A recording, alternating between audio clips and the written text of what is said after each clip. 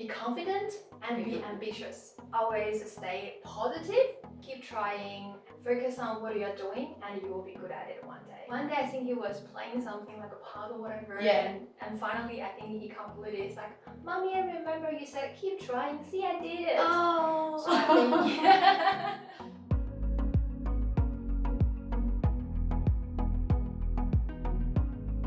Welcome back to Nexia's Women in Leadership series. My name is Dinesh Reddy and I will be your host throughout this series, interviewing incredible women right here at Nexia Sydney.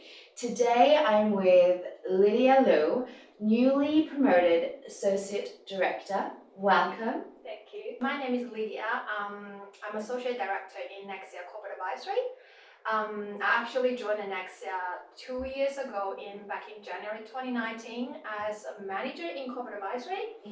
And then, so in terms of, before I joined Nexia, I gained my experience in one of the big fours, both in Australia and overseas, and also I worked in 2 mid-tier firms in Australia as well, but I love Nexia best, to be honest. Yeah, I will talk about course. them more later. So in terms of my areas, so I help our clients throughout the whole business cycle of their the whole life cycle of their business in terms of the transaction support. So in my past experience and also the current experience, I work on a wide range of industries, and in relation to the transaction related corporate finance work. So for example, financial due diligence, sometimes we help on the buyer side and the vendor side, and I do evaluation and IES as well. And also we provide advisory services in relation to IPO listing and other kind of different M&A activities as well. Okay. How long have you been with Nexia? So now it's February, so that's 2 years, 1 month. Wow, 2 years, 1 month. Yes. And newly promoted to Associate Director. Yes, so I actually felt I'm really lucky, and that's actually one of my big achievements. That's great. In my life, because normally the promotion wouldn't be that fast, and to me actually I'm kind of still new, 2 years after joining Nexia, but so I feel I really appreciate it. That's why every time before we are doing some recruiting of the team member as well, because we are growing and expanding with Nexia. And I always mention to them, I said Nexia really cares about their employees. And they treat male and female really equally. And I think they're really willing to provide, especially female leader, the opportunity to grow and also development for their career goals. I've noticed that a lot throughout the processes here at Nexia, that it's very much about career growth and development, which is so critical to anybody's career to take the next step, and especially into a leadership role. Yeah, that's so true. Sorry, if I don't mind, I expand a little bit more. Yeah, I still remember when I did my interview. I mentioned, because everyone I haven't been working in chartered accounting firm since I started to work. I've never had other experience in commercial or other business. Right. So I always have the dream I want to join commercial, one of the company to do internal roles or whatever. So I remember when I did my interview, I said, when they asked me what is your goals over the next 5 years, I said, I probably want to be promoted to associate director, but I don't want to be a partner. And then after a year later, I joined Nexia. I actually totally changed my views. So I try really hard to be promoted to associate director, and now I want to be a partner. Yeah, of course. So I think that's another way to say Nexia is a really good place to work, and they're really supportive. That's great. Did you always want to be associate director? Did you know that from the start of your career, or were you sort of just deciding what you'd like to do? I think the answer is yes. So I think the 2 things to me is very important, which I believe. So the first thing is the chance always favor the prepared mind. Yes. And the second thing is attitude matters. Definitely. Yeah. So I think since I started to work, because I joined one of the big fours back in China, So I have been always planning to like grow and progress myself all the way from like a junior to like a manager or even like a top level. I think that the reason is because I love this kind of job. I love the people who I'm dealing with, like all the team members, all the your managers or your partners you have been working with, because they're all great people, and also the clients. Because I would say we work. We got the chance and opportunity to work with people from different industries, and they are always like either the business owner or they are like key executives, like senior management teams. So I just really passionate about like dealing with them, helping them to solve the problem, give them the ideas in terms to help the business to grow and develop. So so back to the answer, I would say yes, because I got really clear goals and I know what I'm doing and I prepare for that and I keep trying. I think that's actually been a common theme through a lot of the women that we've been speaking to during these series. It's plan, set your goals, and take action. And you've just reiterated that as well for yourself. It's an important thing, I think, to remember, because without a plan, you don't really know the direction you want to go into. So being crystal clear with that is great. It's great. So what was your first role at Nexia? So I joined as a manager. So so it's a manager in corporate advisory. Okay. So and then 2 years later, associate director. And maybe I'm the lucky one. And maybe another 2 years partner. I think it takes longer than that. We'll see. And then another 2 years COO, CEO. I'm looking forward, to grow with Nexia. Yeah. I think it's also a great thing because we're doing these series aligned with International Women's Day. And so their theme is choose to challenge. And for us, we're looking at how we can choose to challenge ourselves to take that next step in our career, or even inspire others to take the next step in their career.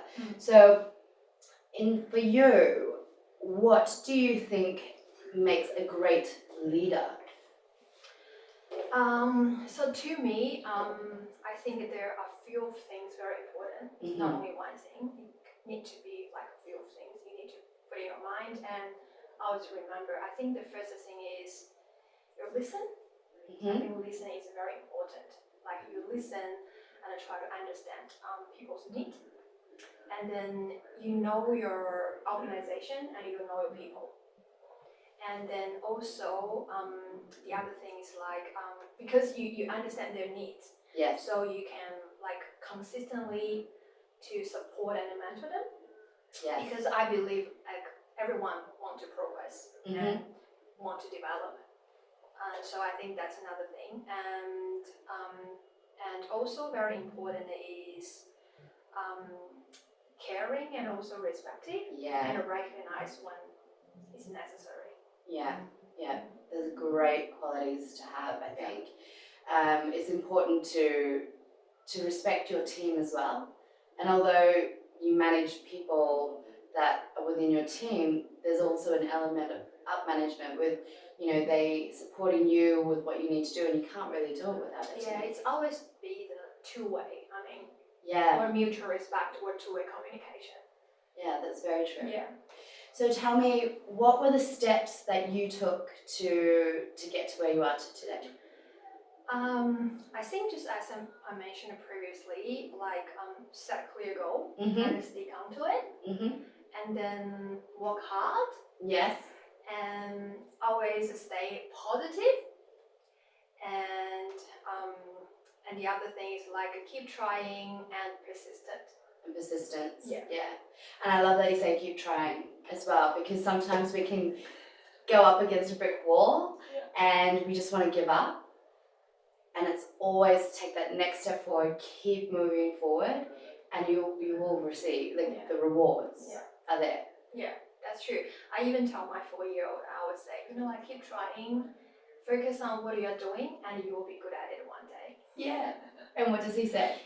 And then one day I think he was playing something like a puzzle or whatever. Yeah. And finally I think he completed it. It's like, Mommy, I remember you said keep trying. See, I did it. Oh, So I think I love that. Yeah. That's so cute. Thank you, yeah. Yeah, that's great. Yeah. Okay, so how do you motivate people, or what motivates you as well? I think what motivated me is I'm still like I love what I'm doing. I'm passionate about it. Yeah. I think people will be motivated if they really love doing something. Mm-hmm. If they don't have the passion, it's really hard to motivate them. But luckily, I think people surround me that are really motivated by this or that in work.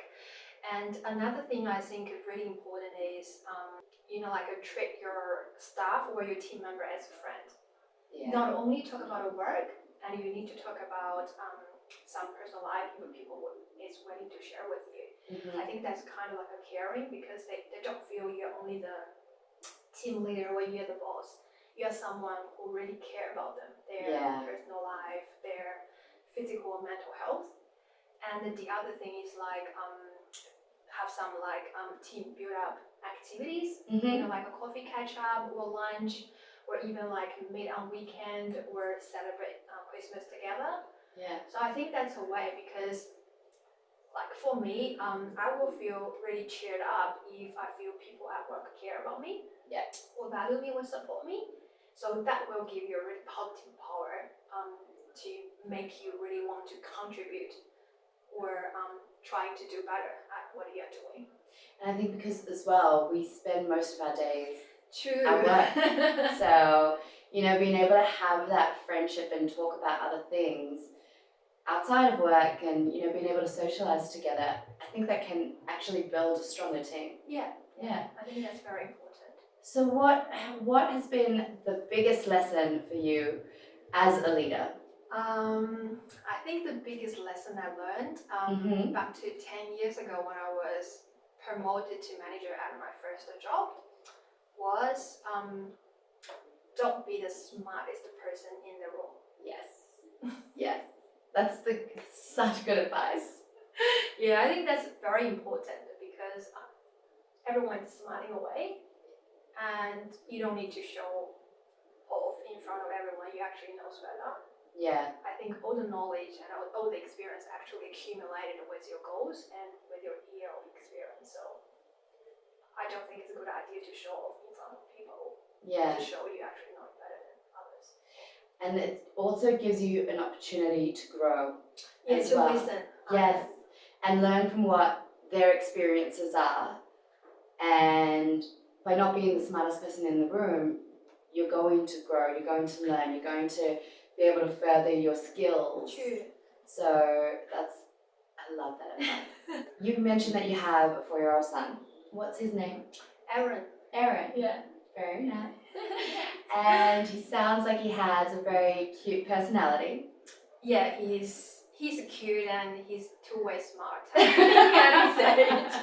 So how do you balance work and your personal life?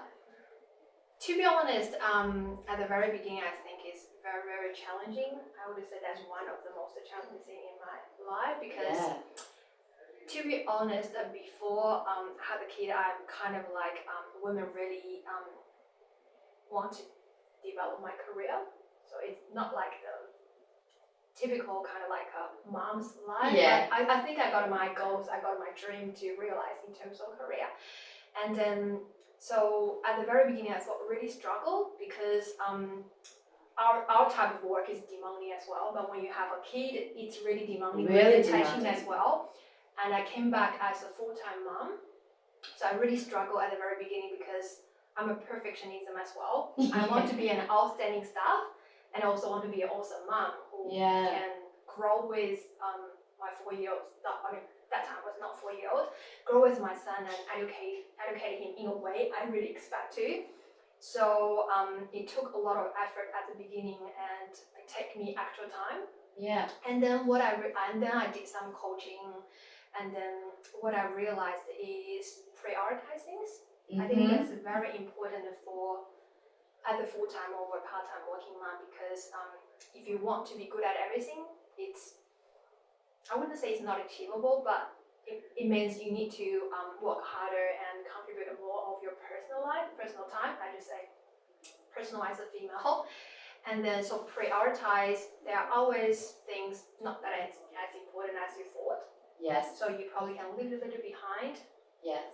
For example, if an email from a client like 8 o'clock, you probably can leave it to the next day. I always just want to get the solution straight away, but later on realize, prioritize things and also manage your time. Yes. You have to sometimes force yourself, stop working at a point in time at night, and also give enough time to your family at the weekend. And set your boundaries around that. Set a boundary, boundaries. I think that's very important. How did you manage coming back into the workplace after having your son? I think I was kind of lucky because I got like when he was younger, I got my parents and also in-laws came here periodically to help. So they actually shared a lot of like housework load. Yeah. So that's really like a supportive. So I think I was lucky, but I think I'm a person which can kind of like separate the life and the work. That's great. Yeah, that's a great skill to have. Yeah, so I switch on my roles quickly. When I come to work, I will not think about my sons. I'm not that emotional mom during the working hours. And then, but I have to say at the very beginning, I actually work longer hours than probably required to. Okay. And also given the nature of our job, we are really project driven, so it's not avoidable. Yeah. But like with time going, I think I'm more familiar with my dual roles as a mom, like a full-time working mom, and also like manager or leader in the team. So I just separate them, manage my time. I think. It works well. That's great. I think it's also very important to be able to do that. And your position as an associate director is very demanding. Yeah. So you have to be quite focused and working with your clients and it's really funny because like after COVID we got the chance to working from home, and like sometimes my son will be at home, but he now knows he was trained really well. If I'm on a call with the client, he would stay at the door and not knocking. He knows mommy is on the call. So. Oh, that would have been challenging as well, having to work from home during COVID with a little son. Yeah, I'm sure a lot of our viewers know what that's like. Any advice with regards to that? I think the things is like you try to work really efficient during the working hours, but there probably would be some interruption when your kids run over. But I read a lot of articles during this period as well, because it's not only you need to be passionate about your work, you need to be responsible for your family as well. So if you have a young kid or little kid running around, educate them in a way like really gently, never push them away when you are in a meeting or in a call. Otherwise, you know what? It's not a good way to raise your kid. They probably emotionally will be hurt. But if you can try to tell them, like mommy's busy, what about we can have lunch together, or I take you out after my work, train them in a way, let them to understand you. I think, so you can balance your work and your family. That's great. And what was one of your biggest risks that you've taken, either in your personal life or your career? I think the risk is, so before I moved to Australia, I actually just quit my job. Wow. Yeah, I quit my job. I work in one of the big fours, as I mentioned, back in China. And that time I actually was planning to change my career path. So I started my job as an auditor. Yes. Yeah, and I got an opportunity to work with some corporate finance guys, and I really get interested in it. And then I just want to, that time, I just think I want to make a decision and then do some further study. So I just quit my job and came to Australia. Wow. I think that's a risk, but people always say you better take a risk in your career when you are young. Yeah. So, and I think it turned out to be like a correct or right decision. Yeah. So again, I mean, an auditor that took a big risk. Wow. Wow. Yeah, but I would say I think because I'm prepared for the Yes. change. I'm prepared to take the risk. As what I said, you always need to be prepared and With your plan. with your plan and clear, know what you're doing, and you also have think about what if the result is not as good as you expect, whether you could afford it. Yes, I love In that. a way, yeah. Yeah. Okay, and so think about when you take a risk, think about the end result. If it's not what you want, are you still going to be okay having taken that risk? Yeah. That's great advice. So moving on from the risk taking, what would you say would have been the biggest challenge, again, either in your personal life or career? I think the biggest challenge was just having a kid. Yeah. Which is really changes a lot, change right? of the life. I said to a lot of friends close like around me, I said, that's a really big commitment. Especially, for me, as what I mentioned. To be honest, at the very beginning, I was kind of like planning different type of life. But then I realized actually family is also important to female, not only career. Yeah. You got achievement at your work, you got a recognition where people value you, but some reward moment from family is irreplaceable. I think that's very important as well. And you mentioned earlier about balancing your time, and when you're at work, when you're at home, you're with your family and you're at home, and you set your boundaries around that. Yeah. It's very important. Yeah. Having a child is very challenging. It is challenging, but you will find a lot of rewards moment as well. Yeah, of which course. you can't find anywhere else. Yeah. So, yeah, it's challenging, but... And you grow from that though. Exactly. You learn how to adapt and how to, take that step in within your career, and a lot of problem solving as well. A lot of problem solving, yes. Has there ever been a time through your career you've struggled with your self-belief or your confidence? There are actually a few of the moments. As what I mentioned, so I moved to here from China. So on my first work, I would say after I graduated from master degree here and back to work, I had my experience, but to be honest, language is my barrier at the very beginning. So I kind of lost the confidence because it's sometimes you go to the client, you're asked questions, or even you need to present to the board. It's in another kind of language, which is not my mother tongue. So I was just not that confident as the way I would do it in Mandarin, or as what I did in the first job. But I realized, people have to learn how to adapt to a new environment. Yes. And because I made the choice, or I choose to live the way like this. So you have to, how can I say? You have to keep trying and try your best to make sure you can keep up with it to realize your goal or whatever. Were you learning to speak English here, or were you learning to speak English in China? No, I actually learned English back in China, but you don't do it on a daily basis. Yeah, of you course. Still communicate it in your own language. Yeah. So at the very beginning, I think it's really hard. I think nowadays it's still not perfect, especially when you do a write recording. But I think I'm trying. Because people say practice make perfect. Yeah. So I believe in myself. So yeah, you just keep trying and then you will get there. So is that how you would say you overcome those challenges? Yeah, so in terms of overcome, first thing, you need to always stay positive. Yes. Take a break and keep positive, and then find out the right way to do it. And then just be persistent and keep trying. It's a very important aspect with having the confidence, because we can have confidence in ourselves, but it's also about having that knowledge especially within your career, if you don't have the skills, that's okay. You'll learn how to do those things.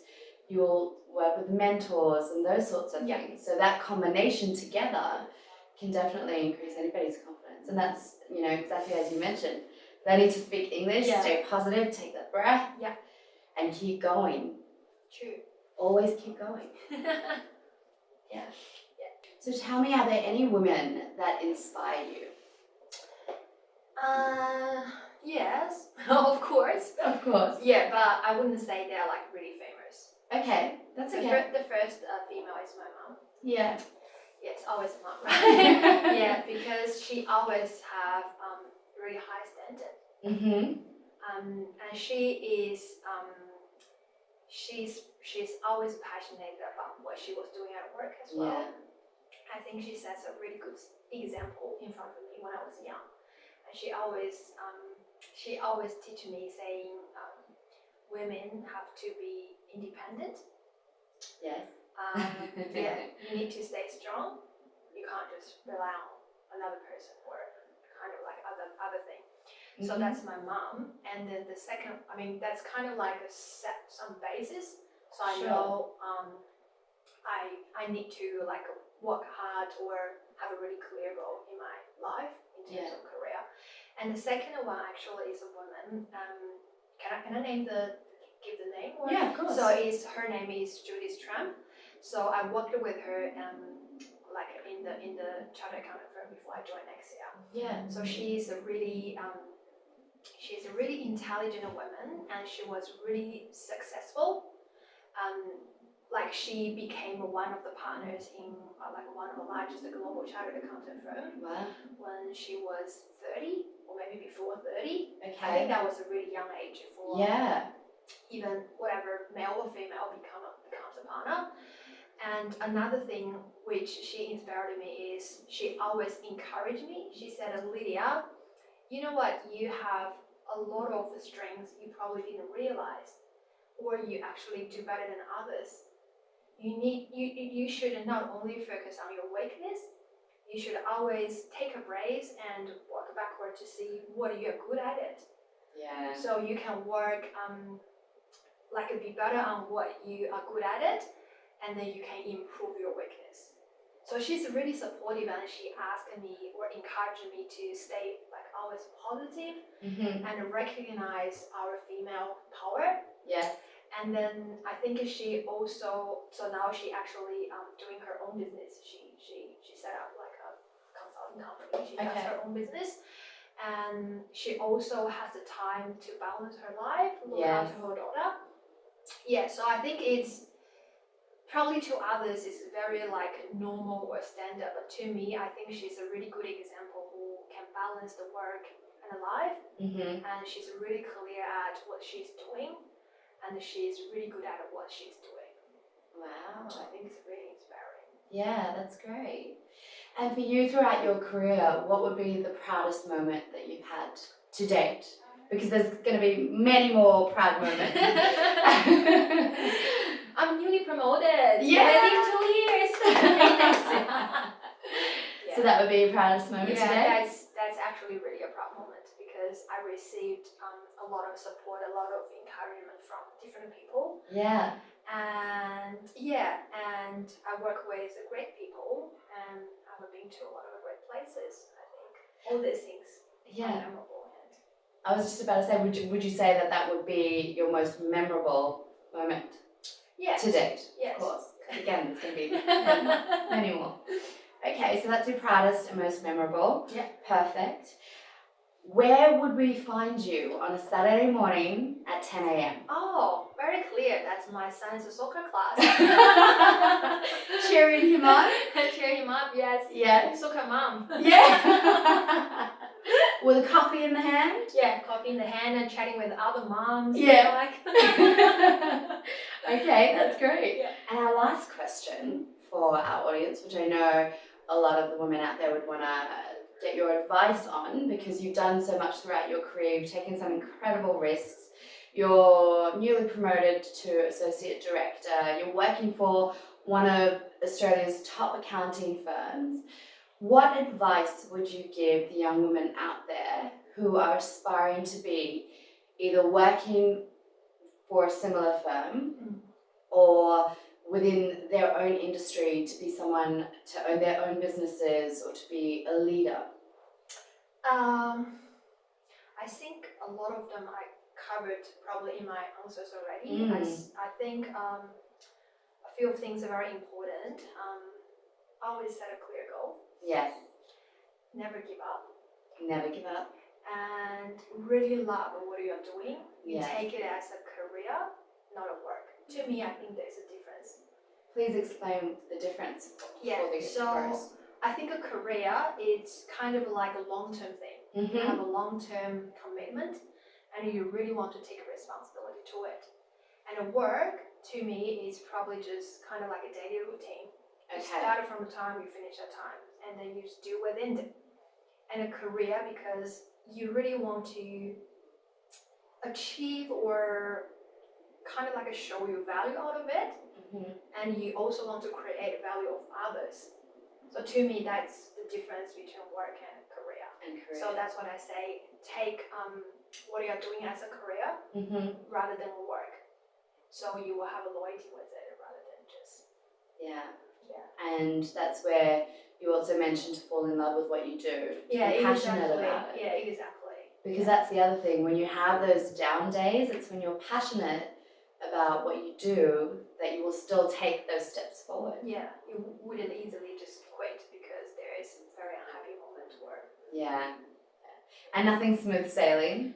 It's always ups and downs. Yeah, it's always ups and downs. It's like, I think career to me just different kind of marriage. It's always happy and unhappy moment, but you still get on with it. Yeah. If there's a problem, solve it. If not, just keep moving on. And always seek for progress and development as well, not only just stay at progress and development. Anything else that you'd like to mention? Be confident and be ambitious. Be confident and be ambitious. Yes. And you too could be an associate director. Or maybe even a partner. Maybe even a partner in 2 years. We'll see. Thank you so much for your time today and for joining us through Nexia's Women in Leadership series. Thank you for having me. You've been so incredibly inspiring and you've given us all some fantastic, tangible things that we can do for our careers. And so thank you so much. Thank you.